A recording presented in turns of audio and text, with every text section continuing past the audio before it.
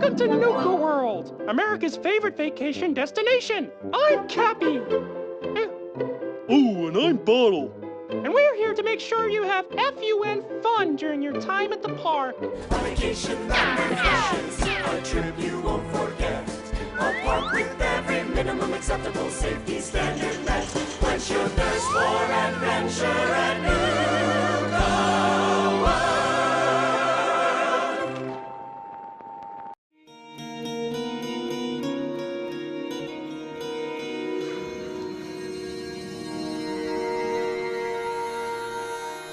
Hey everybody, I'm Scott Butterworth here with Dave Jewett at Gamescom 2016. We're here to talk to you about Dishonored 2. Yeah. You actually just got to see a brand new demo, stuff we've never seen in the game before. Can you tell us just overall, just a little bit about what you saw? So we saw Emily going through a Clockwork mansion. Right, which has been teased, but I don't think they've really shown much of it. Yeah, so she was hunting a guy called Jindash, who's like the Duke's inventor. Right. But obviously being a man of intellect, his house is insane. Right. It opens up and it's like a normal mansion, as normal as any mansion can be. Just your average mansion. Yeah, just look decadent, very lovely. But then you start pulling levers and floors just pull away and disappear and roofs and ceilings just vanish and fold away into ways that look impossible. And then out of the ground starts coming ornaments and like museum pieces, and the rooms just change completely.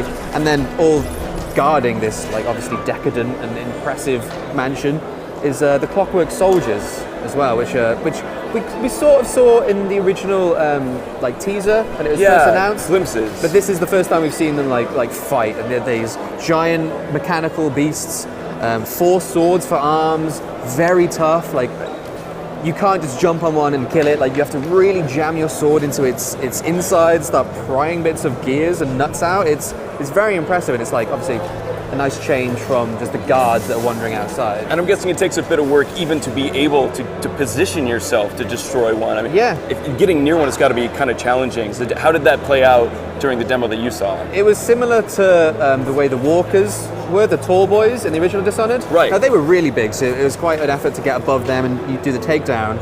But you have to do a similar thing. Either you have to use the height and drop down on them, or the slide mechanic and strike them from below where they can't get the arc of their sword. Right. So you really have to be mobile. It's not an enemy you can really go toe to toe with. Pistol blast and crossbow blast, they'll just shrug off. And the mansion, from what you can tell, was it mainly was it puzzle solving? Was it traversal? Like how did the house impact the mission? It was more traversal and kind of avoidance, which was I was very interested by.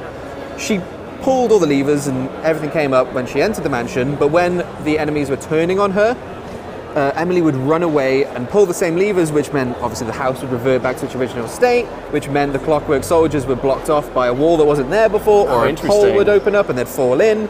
So it was a lot of mobility to it, but also you kind of can use it as a puzzle to your advantage. Well, being a Dishonored game, I'm sure there are many ways that scenario could have played out. The other big thing about Dishonored, of course, all the abilities, and Emily, being a new protagonist, has all new abilities. Can you tell us about what you saw in this demo? So we saw Shadow Walk, which you've seen before. She takes like the shadow bestial form, and she can bring guards up high, slice them in half. The Domino, which you kind of link enemies together, and they say they share the same fate. Right, so you tag a bunch of different people, and whatever happens to one of them happens to all of them. So you choke one guy out, all 4 of them will collapse or whatever. By fate, they pretty much mean they all die. Yes. Or you get choked out. You don't have to kill everybody. There's still like the low and high chaos are still part of the game. The Far Reach, that's Emily's traversal rather than Corvo's Blink. But we also saw a new power called Doppelganger. So she creates a clone of herself, basically. It wasn't clear if the clone could do damage, but it was more of a distraction technique. Talking to Harvey Smith, the creator of the game, just a couple weeks ago, and he was telling me that just as in the first game, there are still poetic justice finishes. Yeah. So you can still choke people out, you can still murder them, or you can find a kind of story-driven way to take them out. And that seems like a pretty, beautiful way. Beautiful might not be the right word, but good way to take out. Yeah, fitting way to take out an inventor that's doing all this poetic justice. Yeah.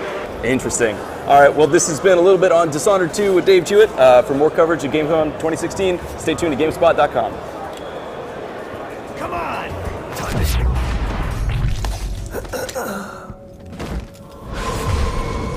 He's gone. What happened?